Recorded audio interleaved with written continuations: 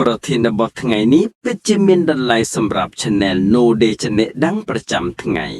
ព្រោះវាផ្ដល់ជាទម្លាប់ល្អចំពោះការរស់ប្រចាំថ្ងៃមានសុខភាពល្អនិងអាយុវែងដែលយើងគ្រប់គ្នាត្រូវការជាចាំបាច់អត់មិនបាននោះគឺទឹកខ្ញុំនឹងបញ្យល់ជាសង្ខេបតែមានន័យពេញលេញដូចខាងក្រោមជាផ្នែកនៃវប្បធម៌សុខភាពជប៉ុនគេឃើញថាវិធីផឹកទឹកត្រឹមត្រូវគឺជាគន្លឹះមួយដ៏សំខាន់សម្រាប់អាយុវែងនិងសុខភាពល្អតាមការណែនាំរបស់វេជ្ជបណ្ឌិតជប៉ុនជាច្រើនដូចជា Dr. Feridun Batmangelit និងស្ថាប័នសុខភាពជប៉ុនវាមានចំណុចសំខាន់ដូចខាងក្រោមវិធីផឹកទឹកបែបជប៉ុនសម្រាប់អាយុវែង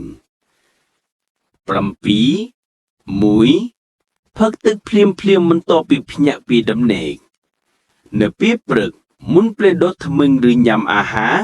គេផឹកទឹកស្អាតប្រហែល640មីលីលីត្រប្រហែល4កែវតូចវាជួយសម្អាតថ្លើមតម្រងនោមនិងពោះវៀនបញ្ចេញសារធាតុពុលចេញពីរាងកាយ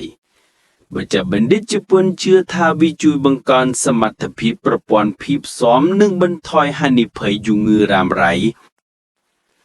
2. ផឹកទឹកក្តៅតិចមិនត្រជាក់ជនជាតិជប៉ុនជាច្រើនមិនផឹកទឹកត្រជាក់ឡើយ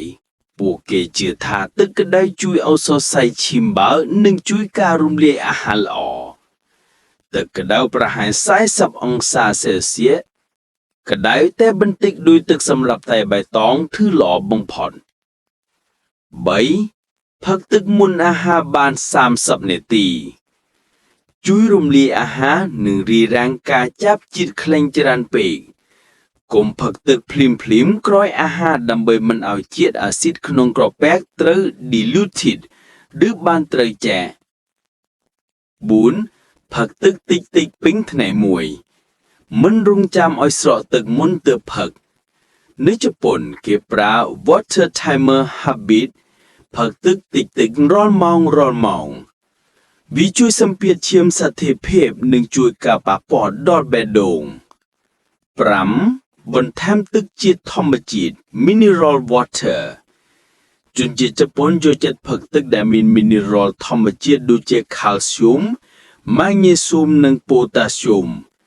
វាជួយការបង្កើនឈាមល្អនិងការបញ្ចេញអាហារបានល្អ 6. ផឹកទឹកសមរម្យជាមួយការហាត់ប្រាណបន្ទាប់ពីហាត់ប្រាណឬទៅសាវណាគេផឹកទឹកក្តៅបន្តិចដើម្បីស្ដារទឹកក្នុងរាងកាយវិញវេជ្ជបណ្ឌិតជប៉ុនជឿថាវិធីនេះអាចជួយបង្ការ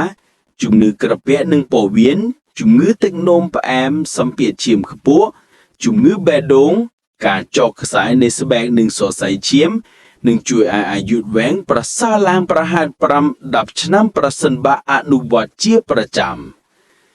បើបងចង់ខ្ញុំឲ្យធ្វើជាតារាងរបៀបផឹកទឹកប្រចាំថ្ងៃបែបជប៉ុនជាមួយម៉ោងនិងបរិមាណហើយអនុវត្តបានពិតដែរឬទេសួស្តីអ្នកស្ដាប់ទាំងអស់គ្នាម្ដងទៀត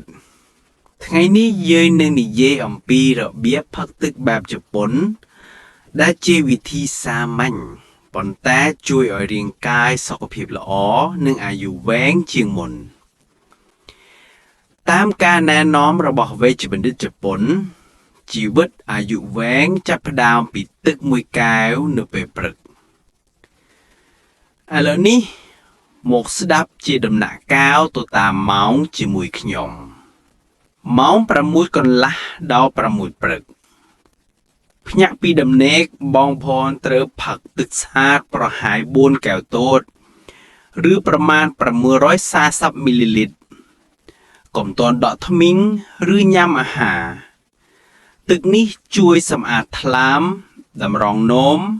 និងបណ្ដេញជាតិពុលចេញពីរាងកាយ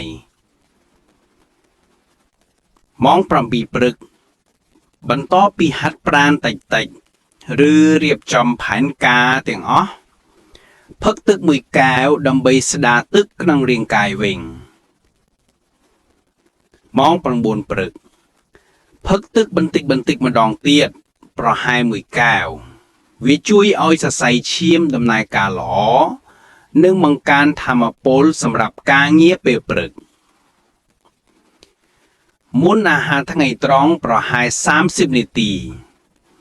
ផឹកទឹក1 កែវដើម្បីរំលាយអាហារបានងាយហើយជួយឲ្យក្រពះត្រៀមខ្លួនសម្រាប់ទទួលអាហារក្រោយអាហារ1 ម៉ោងផឹកតែង1 កន្លះកែវប៉ុណ្ណោះវាជួយរំលាយអាហារដោយមិនរំខានដល់អាស៊ីតក្នុងក្រពះម៉ោង 4 ល្ងាចផឹកទឹក1 កែវដើម្បីស្ដារថាមពលវិញបន្ថែមសំណើមឲ្យរាងកាយនិងជួយបំបត្តិការធុញហត់ក្រោយការធ្វើការស្ទើរពេញ1 ថ្ងៃមុនអាហារពេលល្ងាចប្រហែលម៉ោង 6 កន្លះផឹកទឹក1 កែវដើម្បីជួយរំលាយអាហារបានល្អនិងរារាំងការញ៉ាំច្រើនពេកម៉ោង 8 យប់មុនចូលគេងផឹកទឹកតិចៗប្រហែល1 កែវទៅប៉ុណ្ណោះវាជួយសម្ពាធឈាមឲ្យស្ថិរភាពប៉ុន្តែមិនធ្វើឲ្យភ្ញាក់ទៅបង្គន់ច្រើនពេក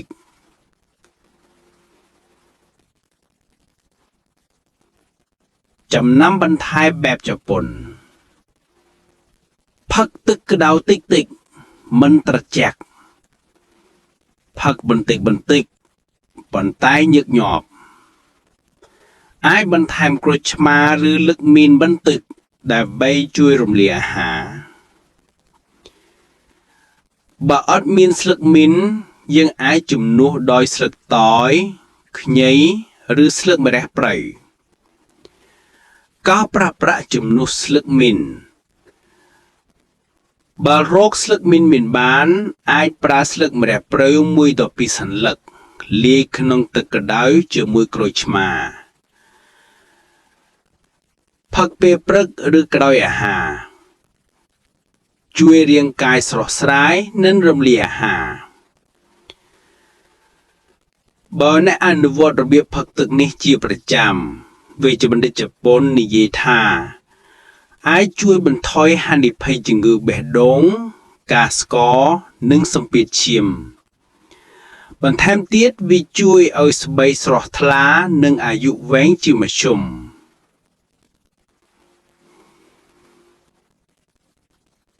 ចាប់ផ្ដើមថ្ងៃថ្មីជាមួយទឹក1 កែវជាមួយស្នាមញញឹមហើយកុំភ្លេចថាទឹកស្អាតជាគន្លឹះនៃជីវិតអាយុវែង